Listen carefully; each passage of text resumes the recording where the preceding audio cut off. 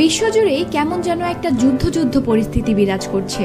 কার কাছে কত দামি মরণাস্ত্র আছে সেই শক্তি পরীক্ষা নিতে রীতিমতো প্রতিযোগিতায় নেমেছে এক একটা দেশ। আর এই প্রতিযোগিতার বাজারে একটা শ্রেণী অস্ত্র ব্যবসা করে crore crore dollar, euro, pound কামিয়ে নিচ্ছে। সেই নিয়েই শান্তি গবেষণা প্রতিষ্ঠান সিপি আন্তর্জাতিক অস্ত্র বাণিজ্য নিয়ে একটি প্রতিবেদন প্রকাশ করেছে।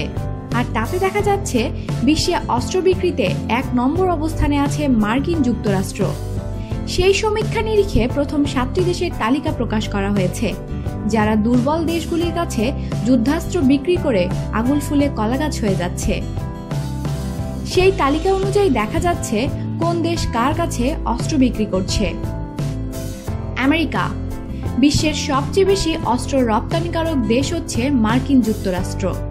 গত ৫ বছরে বিশ্বজুড়ে বিক্রি হওয়ায় অস্ত্রের ৩৩% সরবরাহ করেছে এই দেশ। সৌদি আরব, সংযুক্ত আরব আমিরাত এবং তুরস্ক তাদের রপ্তানি করা অস্ত্রের মূল ক্রেতা। রাশিয়া। বিশ্বের অপর সামরিক শক্তিধর রাশিয়ার দখলে আছে আন্তর্জাতিক অস্ত্র বাজারের ২৫%।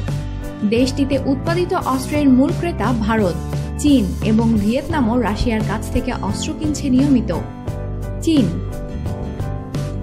পরিমাণের দিক থেকে যুক্তরাষ্ট্র এবং রাশিয়ার কাছাকাছি না হলেও ৩ নম্বরে অবস্থান করছে লাল চীন।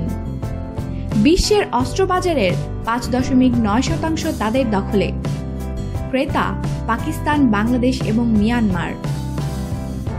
ফ্রান্স। চীনের পরেই ফ্রান্সের অবস্থান।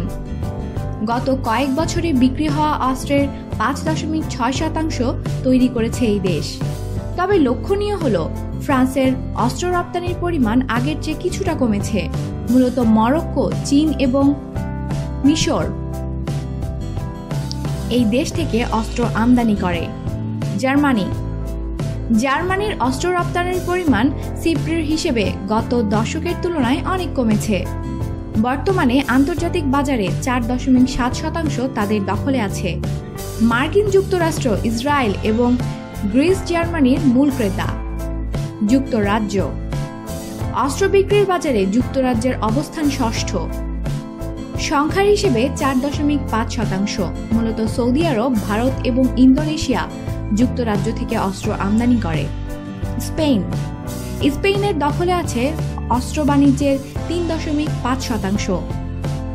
অস্ট্রেলিয়া, সৌদি আরব এবং তুরস্ক অস্ত্র আমদানি করে স্পেন থেকে। আমাদের সাথেই থাকুন আর সাবস্ক্রাইব করুন।